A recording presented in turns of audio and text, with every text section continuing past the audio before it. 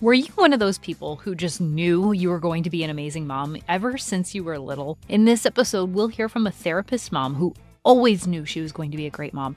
And even still, she felt like a failure after a series of medical complications knocked her off her feet. Welcome to Mom's Guide to Finding Herself, where we share stories of side hustles and surviving while parenting young children. I'm your host, Chrissy Bold.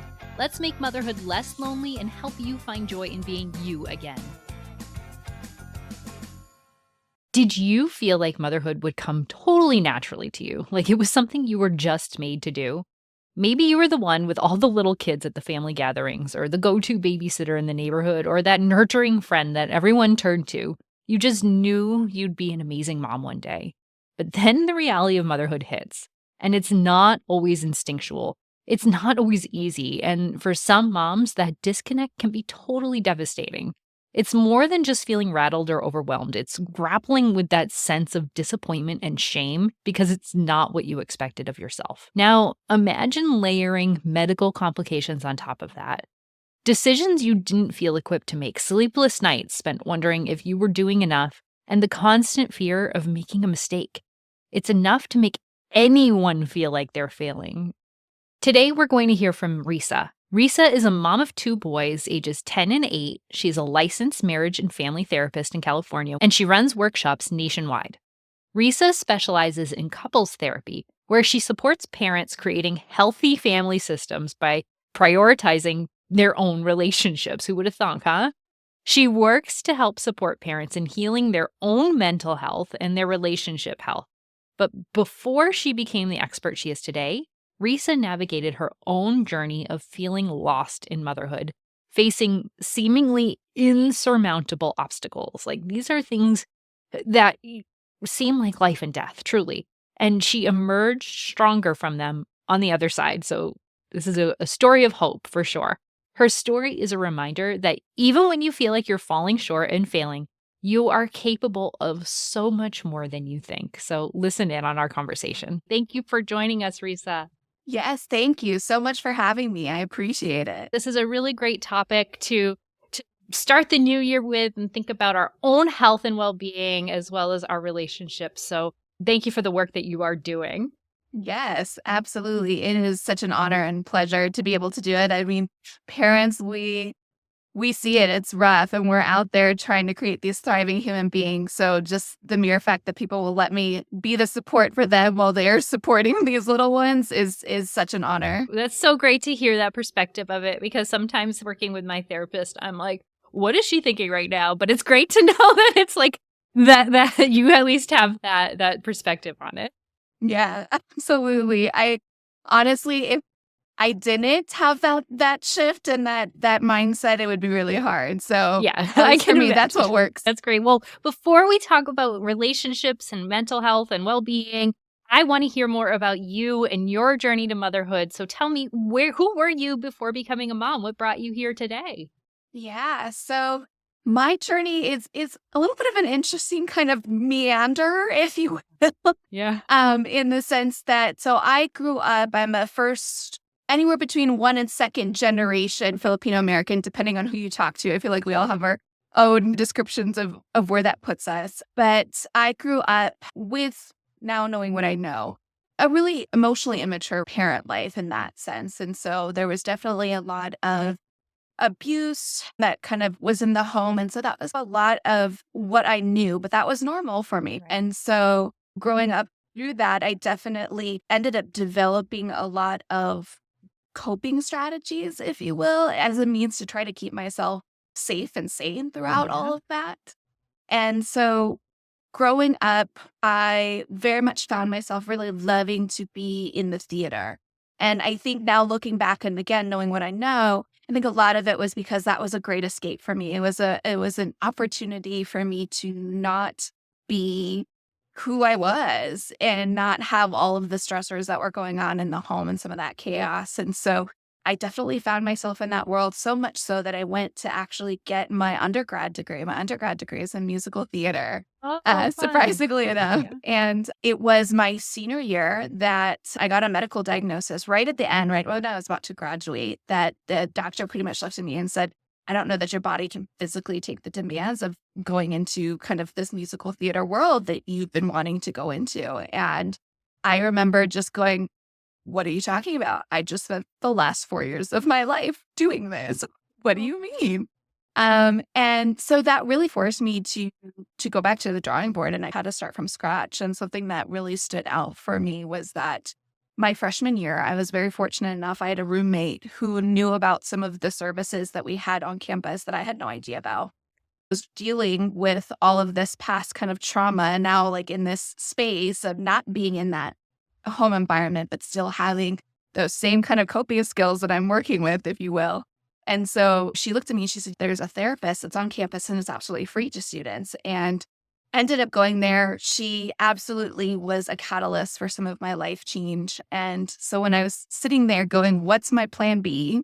That was something that came up for me, as that was something I enjoyed and that really meant a lot in my life. And so that kind of started me on my journey and, led me to that point where I was able to get myself healed enough to be able to be in a relationship, a stable, nice, healthy relationship. And I met my partner, who's now my partner of 16 years, and ended up having kids and starting a life. And the rest is history, if you will. That's amazing. Wow, what an incredible turn of events this happened. It must have been devastating to learn that, like, just the spiral you would go down of like this wasted money, wasted time. What have I done? And then Yeah.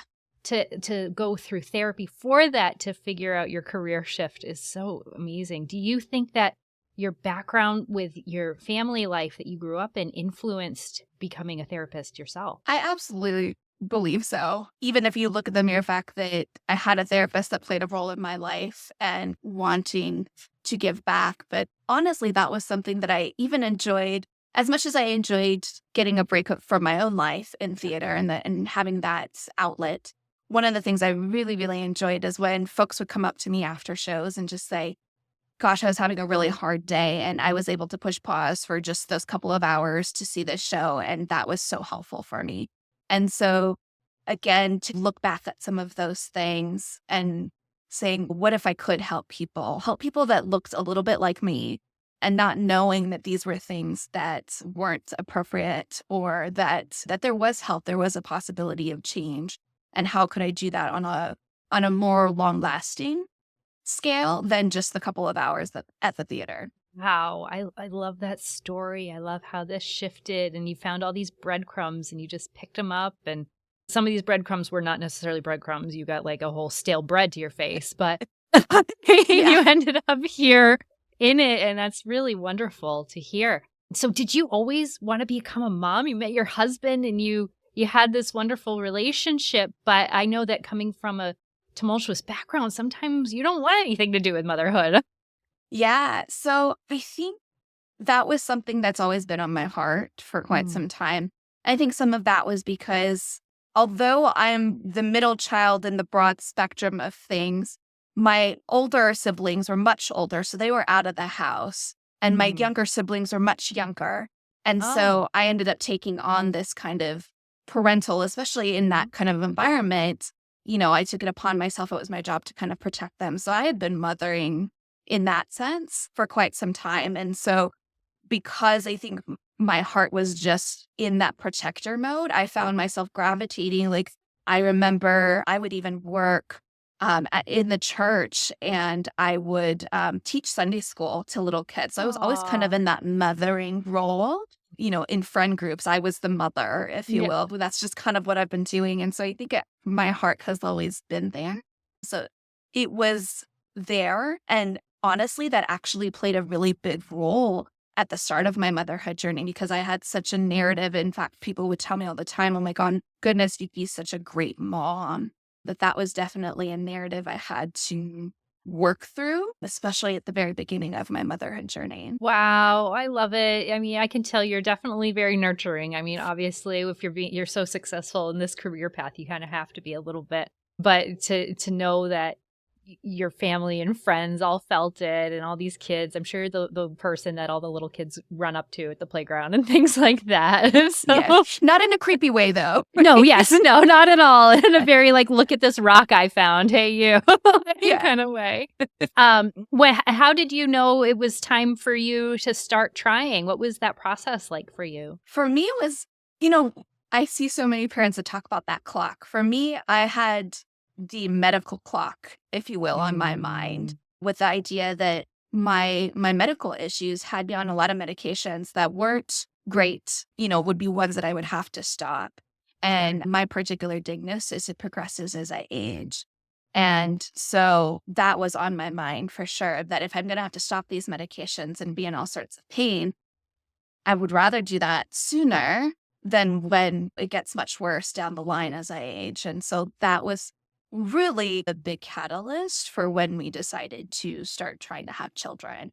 And we found out we're really good at having children really quickly. And that, Good, good. I'm glad that worked out for you, because it must have been scary to think about going into this unknown, unmedicated realm where you knew that you would be in pain and all these other, like, wow, what was that like?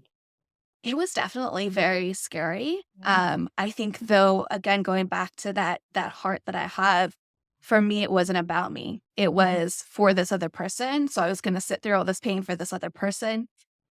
Okay, let's go. And again, I think looking back on it, when I talk about coping skills, that's definitely one that developed, because if we're looking at my younger siblings, if it meant I needed to pick a fight so that any attention was going to be drawn to me, let me take that so that I can protect. And so very much that heart, that idea, that mindset of, yes, it was very scary. At the same time, these children, I would really love for them to be in this world and to thrive. And so if that means some pain for me, okay, let's Sure. go. I feel that in my heart too. Yeah. So much of pregnancy and early motherhood, for those kinds of decisions, they are short-term decisions. So I can definitely see, like, going into it, like, this is not going to be forever. This is, whatever, probably a year of thinking about fertility and pregnancy and early motherhood before you really have to be on it. Now, did you have to stay off of your treatment between your whole motherhood journey for early motherhood, or were you able to hop in, hop out, and do all of those things between kids? So for me, I would have been able to hop in, hop out in between kids if that's what I chose to do.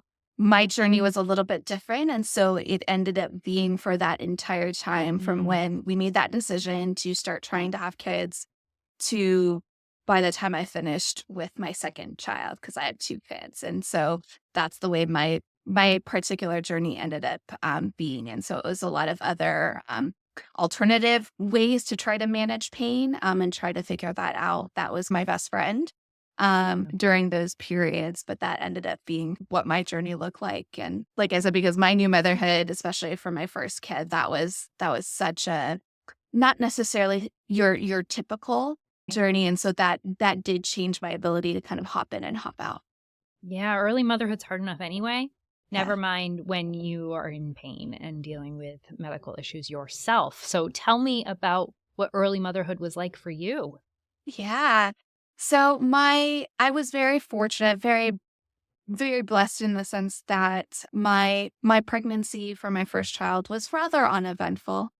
And so that was great. My events came once he arrived. And so about 3 weeks old, I noticed that his spit up was not in the volumes that were what I felt typical or normal. They were much more whole stomach contents. And I remember multiple times taking it to the doctor and saying, I think something's wrong here. I think something's wrong.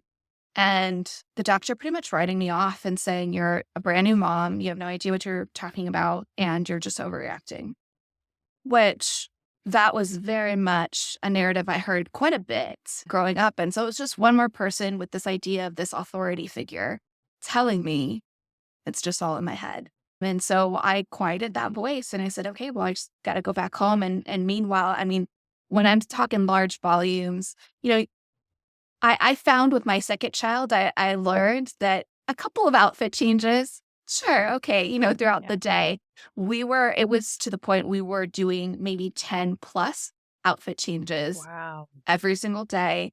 That was the volumes that we were getting. And it wasn't just baby change. It was any parent that was in, distance of, the projectile. Oh, And yeah. so it was about 3 months old that the doctors finally started listening, and they started listening because he stopped eating altogether. Wow. He would not eat a bottle. He would not take from breast, just completely stopped eating, so much so that his weight significantly declined. And all of a sudden the doctors go, "Hey, what's going on here? Something's Right. wrong." And it I was like, "Yeah, I've been trying to say this for quite some Yeah. time." Hello. And, I told the doctor he won't eat. And I remember very vividly the doctor said, "Oh, you're probably just not doing it right. Here, hand me the baby. We'll get a bottle of formula." And I quite literally said, "If you can get my child to eat, by all means, tell me how I'm doing it wrong, because I just Right. want to do Please it." tell me I'm doing it wrong, actually, I right? just want to do it right, please. Yeah. And so she took him, and she could not get him to eat at all either. And all of a sudden she was like, "Oh, something is going on here.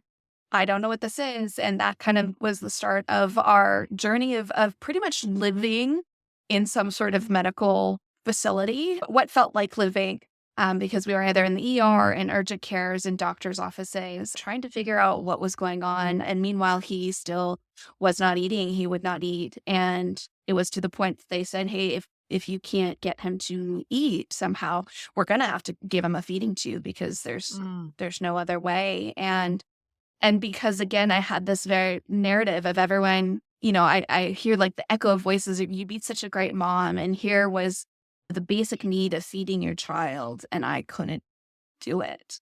That was such like that rocked my whole mindset. My mental health took a deep, deep dive in those moments, feeling very much like I can't even do this. I can't feed my child.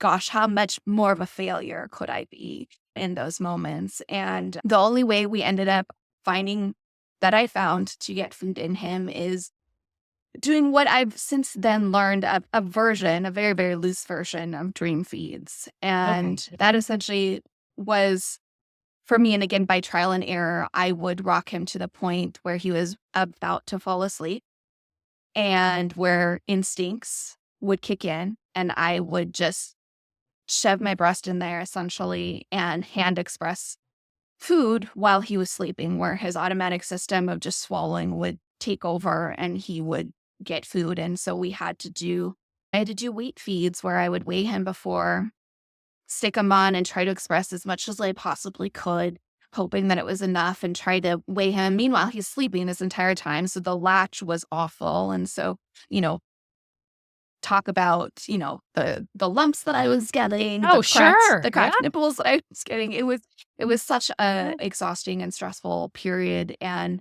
the whole idea of sleep when baby sleeps, I couldn't do that because baby would only eat when he would sleep. And so it was a really tough journey, and that unfortunately lasted until he was about 18 months. And so that was how motherhood was for me for the first 18 months. And it was exhausting. It was extremely scary. I remember there would be so many nights where I would just sit rocking him in the chair, praying that he would just keep sleeping a little bit longer so I could feed him.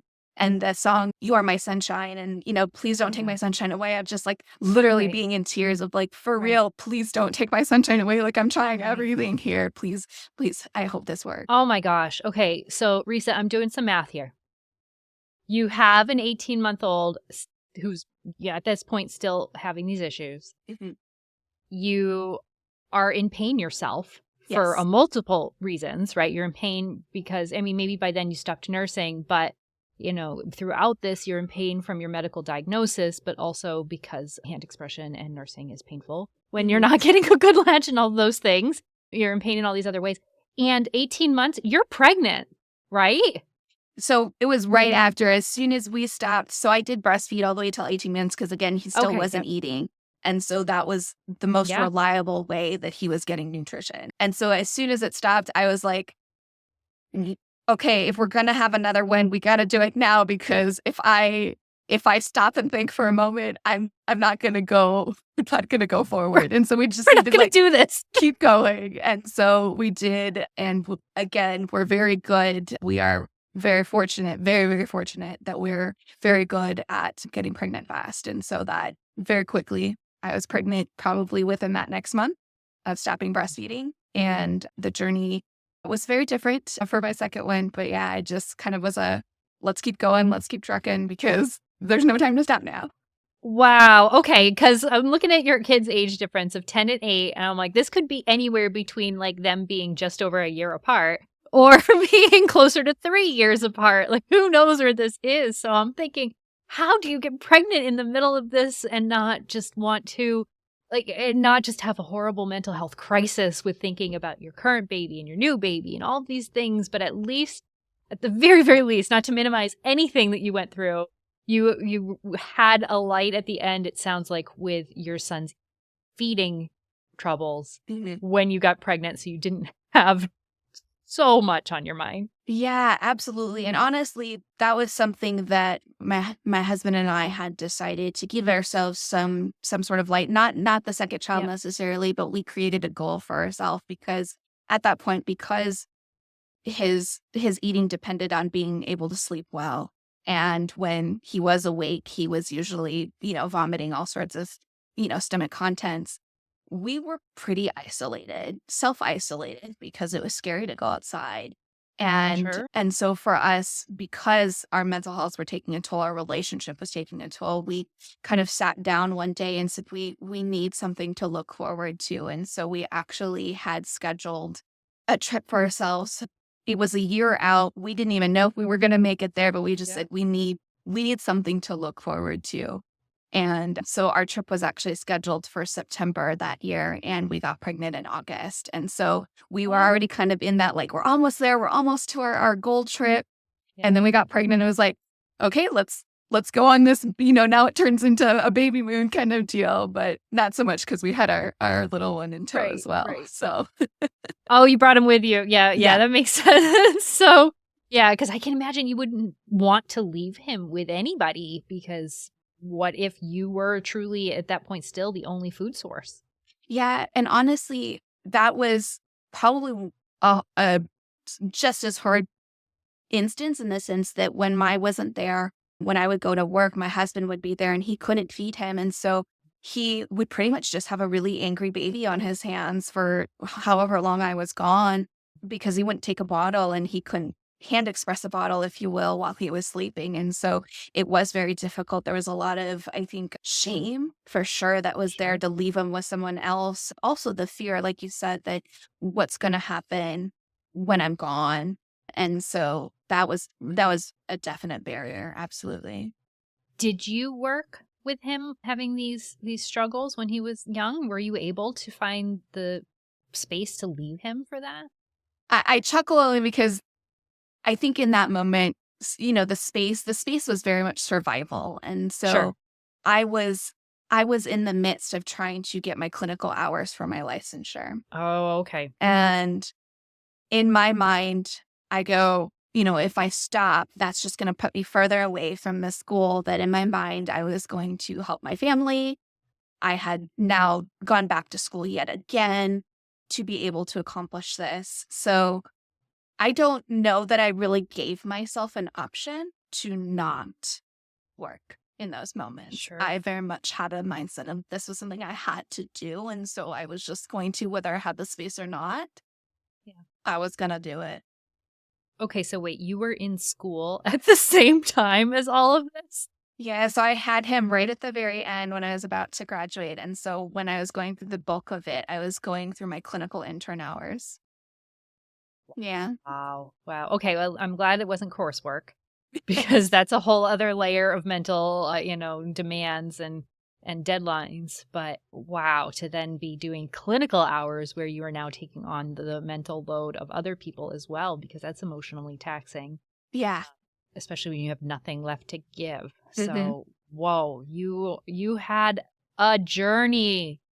Yeah. Wow. What was the second one like? What was your transition from 1 to 2? So he was a surprise home birth. Oh, wow. So a very different journey. My second one was 2 weeks late, didn't want to come out the womb. He said, no, it's nice and safe in here. I'm going to Yeah. stay. And my second one was about 2 weeks, maybe a little more than 2 weeks early, and said, I'm coming out so fast, you can't make it to the hospital. Yep. And so he was a whirlwind. And then I think that's a really good start to just how he does life, to be honest with you. Yep. And so um he was very different in the sense that he had a milk allergy, so he could not take breast milk. And we had to Wow. go to the all the way, broken down amino acids kind of formula, if you will. And so once we figured that out, which that was a little bit, by that point, I had really exercised my voice of advocating for my children. My first one, that was Oh, probably yeah. the biggest lesson he taught me, was how to find my voice, how to advocate, even with medical health professionals and people that, again, previously I might have seen as an authority. I shouldn't talk back. I need to make myself small. No, I learned how to become very big and very loud in that sense. And so his journey, we were able to get to his solve much quicker and figure out what formula he needed. And once we figured that out, things were clicked a little bit better. And so in that instance, I was kind of forced into more of the normalcy, as normal as you possibly Yeah. get, if you will, Sure. in the sense that now the stressors were just having a toddler and a Yep. newborn. And so, that I'll take it, right? At that point, right? Bring it exactly. on. You've handled much worse. And then, yeah, I mean, I'm sure there was a grieving process for you going into having another feeding challenge, but at least this one was something that you could have a solution for. Yeah, there was absolutely, again, I think I very much battled the similar of, now he's going to formula. What? I can't, Yeah. my breast isn't doing it. Again, kind of those what's wrong with me narratives that were trying to kind of sneak out and challenge my world. But it was something that we were able to move to. And just, gosh, the relief for me that he's getting fed in the way that he needs Mhm. to be fed. And Well, he was able to thrive, and he wasn't any less. Here I did breast with my first one, and gosh, look how hard of a journey that was. right. If this is going to help all of us be able to show up in a better mind space, then by all means, let's go.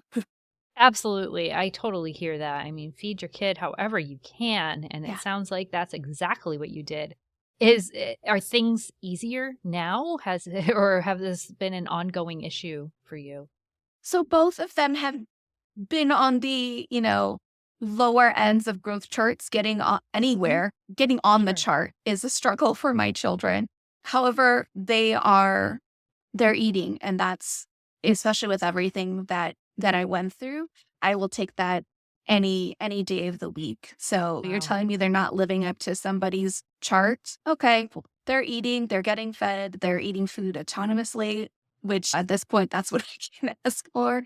And Right. more often than not, they're actually great eaters by all, you know, by my accounts at least. Yeah, And sure. they're getting what they need. And they're the type, they're such good eaters now, in the sense that they will self-regulate even sugar. Like, they'll be like, no, I had a piece of candy a week ago, I'm good. I'm like, okay, I, Okay. I'll take it. It sounds like you've done a wonderful job of of trying to help them be aware of what they need to eat and how and become, mindful eaters. So good for you. I mean, I feel like that could have gone for you. I mean, if they were just eating French toast sticks every day for every meal, if I were you at that point, I would have been Oh like, yeah. thank God, whatever you're eating, calories are calories. So Yes. wow, that they're eating well and mindful and making good choices. That's a huge accomplishment for you. So I hope you Yeah. feel that.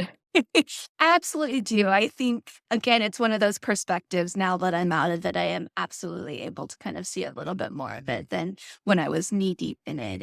It's hard to see those things when you're in the thick of it. Tell everybody where they can find you and what you provide. How can people work with you? Yes. So you can find me, best way is on embracerenewaltherapy.com.